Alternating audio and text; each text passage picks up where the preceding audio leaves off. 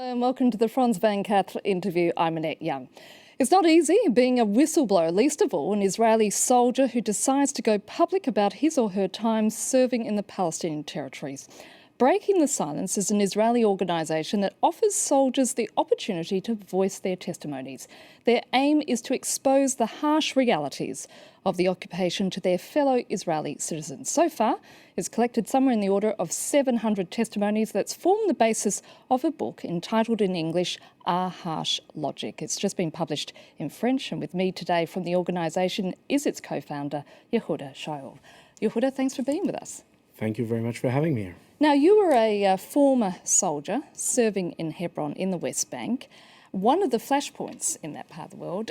What made you decide to break the code and speak out about what you witnessed? It was towards the end of my service when I was a company sergeant, the last 3-4 months, and just sitting down with myself, starting to plan my life after military service.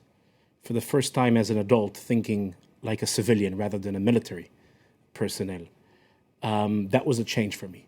Being able to start to see things from a different perspective. And in 1 minute, my world has collapsed. For 2 years and 10 months, I was in the military doing things, believing that I'm doing the right thing, living in a reality which has its own logic and its own ideas inside. But suddenly from outside, it seemed wrong. And that's when I felt that I need to do something.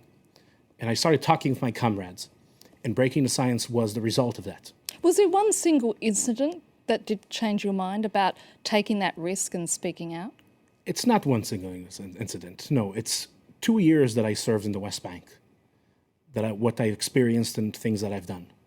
From bursting into houses in the middle of the night and seeing the families and how they react, till manning checkpoints, arrest operations, and other things that I've done. It's a whole package.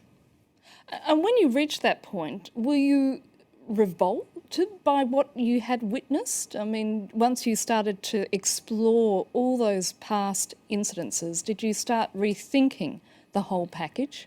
Yeah, definitely yes. I think mainly for me was learning things about myself way before about the big politics. I went through my service believing that I'm a good guy and that we are the good side. And suddenly I discovered what we've done and what I took part in. And that's why I felt that I need to do something. And how would you describe what you took part in? I was trained as a combat soldier in the Israeli Defense Force to defend the country. You know, God forbid Syria, Egypt starts a war against Israel. We're here to defend our borders. But what I did at the end of the day was enforcing our military rule over all people, over all the Palestinian people, making sure they are stripped from dignity and freedom, that they don't live as equals to us. And that's basically what I was doing. Now, of course, the Israeli Defence Force and the political establishment in Israel would argue that you were indeed defending the security of Israel.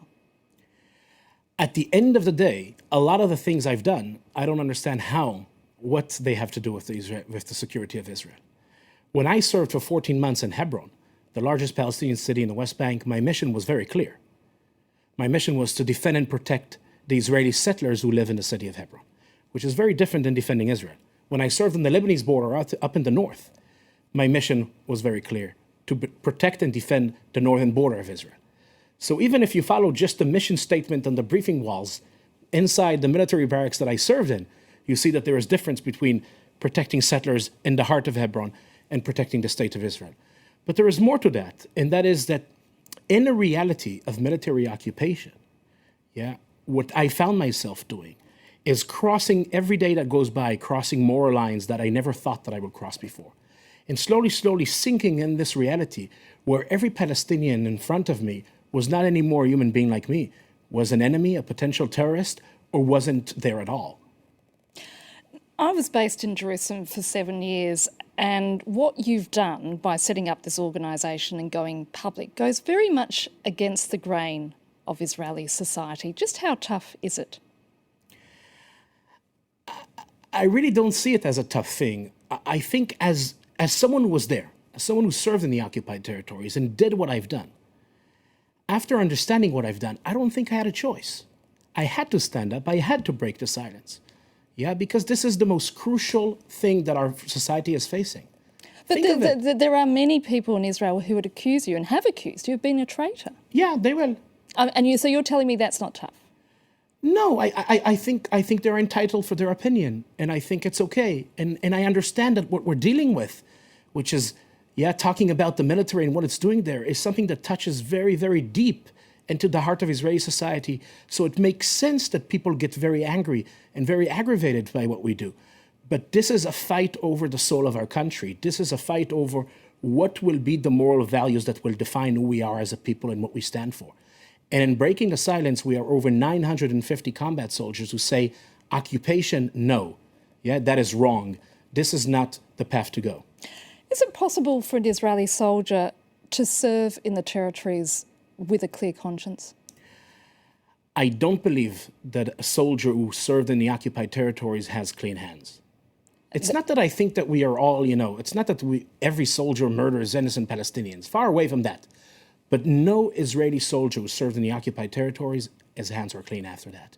Because at the heart of what you do, there is no way of seeing Palestinians as equal human beings to you. I'll just give you one example, which is, nothing extreme, nothing exceptional, something very routine and banal. I served for 14 months in Hebron. Right now in Hebron, as we are sitting here and having this discussion, there are 2 military patrols that their job is to do what we call in the military to make our presence felt. What does it mean? The military logic says this: if Palestinians will get the feeling that the IDF is all the time everywhere, they'll be afraid to attack. So what do you do to give them this feeling? You make your presence felt. You start your night shift patrol, 10 o'clock till 6 o'clock in the morning, 8-hour shift. You walk in the streets of the old city of Hebron, break into a house, Palestinian house, of course, not a house we have intelligence about. I'm the sergeant, I lead the patrol, I choose a random house, wake up the family, men one side, women the other side, search the place, you can yourself imagine the dynamics, yeah? Climb to the roof, jump from one roof to another, come out through another house, wake up the family, and basically that's how you pass your 8-hour shift. 24 hours a day, 7 days a week, from September 2000 when the second Intifada started, till today, now. It didn't stop for 1 second. Yeah, the idea is that every Palestinian will feel the military is right here. You don't know when we're going to show up, what we're going to do, when it's going to end, how it's going to look like. It's to do what we call in the military, ליצור תחושת נרדפות, to create the feeling of being persecuted. Now, when this is your mission, again, this is not an action of a rogue soldier or officer.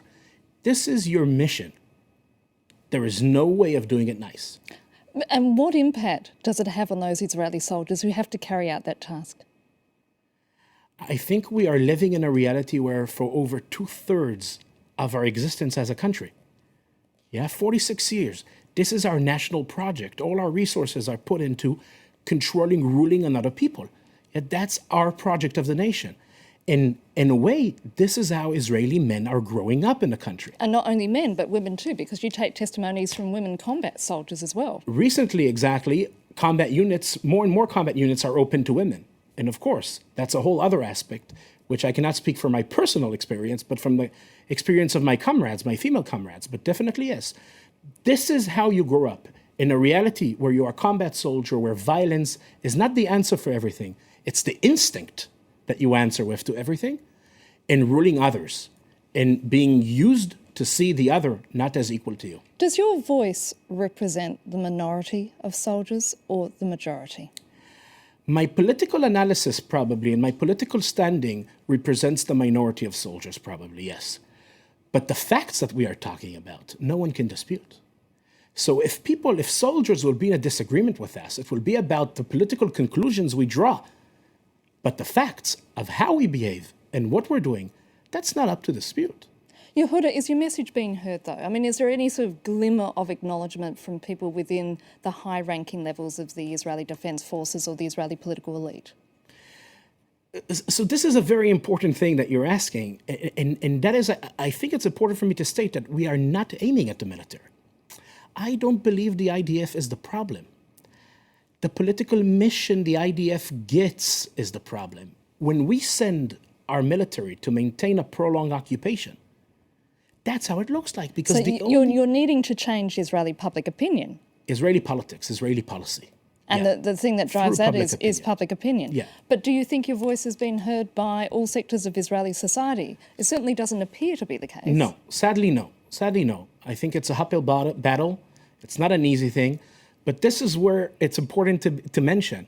Silence is not an Israeli disease. Silence is a human epidemic. When a society doesn't look good, the last thing it wants is to deal with these bad things.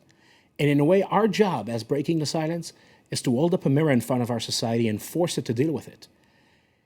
There is a lot of optimism behind our work because we do believe there is a big chunk, a minority, but a strong minority in Jewish Israeli public. A growing minority?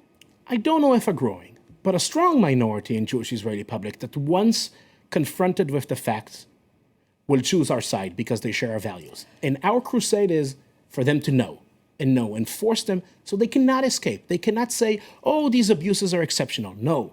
Hundreds of soldiers are standing from all units, different ranks. This is what we've done. Because the problem is, of course, Israelis cannot go into the Palestinian territories. They're banned unless you're a soldier or a foreign journalist or a diplomat.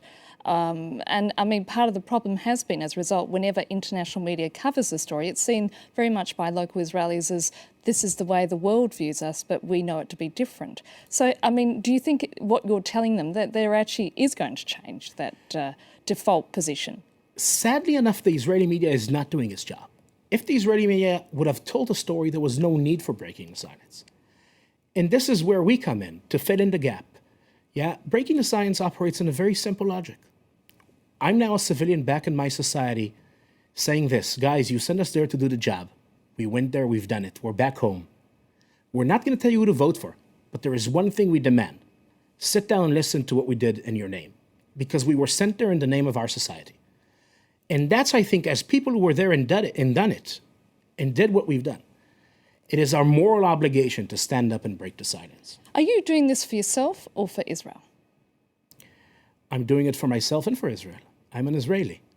This is where I live. This is where I'm going to live. I'm not going to leave. That's my homeland. And this is a struggle over cleaning my home. Finally, Yehuda, do you think there will ever come a time when Israeli forces will permanently leave the West Bank? I have no doubt, and I really hope that I'll see the end of the occupation in my lifetime, because I think this is the only way Israelis and Palestinians will be able to live side by side in peace if the occupation ends completely. Yehuda, Shaul, thank you so much for being with us.